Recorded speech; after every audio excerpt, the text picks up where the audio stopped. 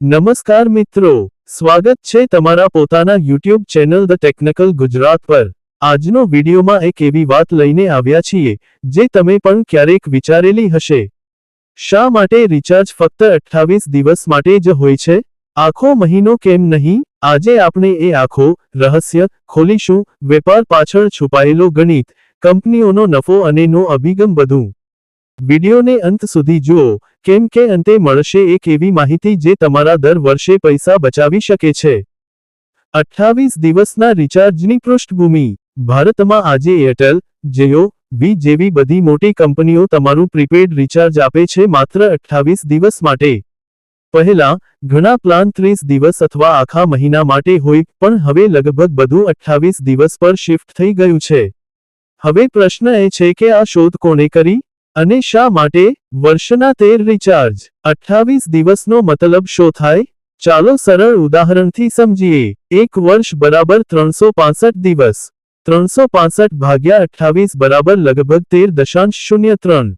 હવે સમજાયો? 28 દિવસનો પ્લાન એટલે કંપનીઓને દર વર્ષે તમારાથી 13 વખત રિચાર્જ લેવડાવવાનું મોડલ। જ્યારે સામાન્ય રીતે 30 દિવસનો પ્લાન હોય, તો તમે માત્ર 12 રિચાર્જ કરો। આથી કંપનીઓને મળતો છે એક આખા મહિના જેટલો વધારાનો નફો। ગ્રાહકો પર અસરો। તો શું થાય ગ્રાહકને? દર મહિનાના છેલ્લા 2 કે 3 દિવસ માટે તમારું પ્લાન એક્સપાયર થઈ જાય છે।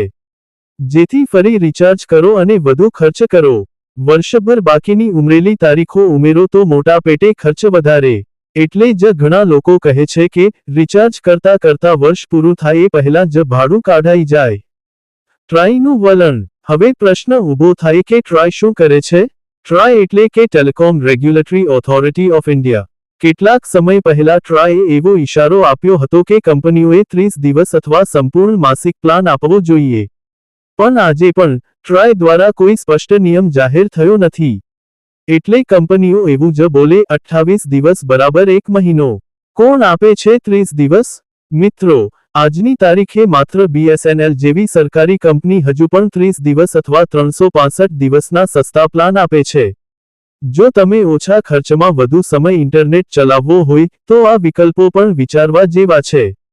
ગ્રાહક તરીકે શું કરો? તમને જો મોટો બચાવ કરવો હોય તો લાંબા સમયના પ્લાન લો। 84 અથવા 365 દિવસ। BSNL જેવી સરકારી ઓફર તપાસો। તમારા દર મહિનાના રિચાર્જ ડેટા લખી રાખો અને જોડે ગણતરી કરો। ને જાહેર રીતે ફીડબેક આપો કે અમને 30 દિવસનો પ્લાન જોઈએ। તો મિત્રો, આજે તમે સમજ્યા રિચાર્જ 28 દિવસ માટે કેમ હોય છે, તમને કેટલો નુકસાન થાય છે, અને ટ્રાય આ વિશે શું કરે છે। એવો જ માહિતી ભરેલો વિડિયો જોવો છે તો આ ચેનલને લાઇક, શેર અને સબસ્ક્રાઇબ કરો। અને કોમેન્ટમાં જરૂર લખો તમારું છેલ્લું રિચાર્જ કેટલાના દિવસ માટે હતું। મળીએ આગલા વિડીયોમાં નવી માહિતી સાથે। જય ભારત। ધ ટેકનિકલ ગુજરાત સાથે જોડાયેલા રહો। થી વધુ કોમેન્ટમાં લખો, હું વર્ષમાં કેટલા વખત રિચાર્જ કરું છું, 12 કે 13? અને વિડિયો શેર કરો તમારા વોટ્સએપ ગ્રુપમાં, દરેકને ખબર પડે કે પ્લાન પાછળ શું ખેલ છે।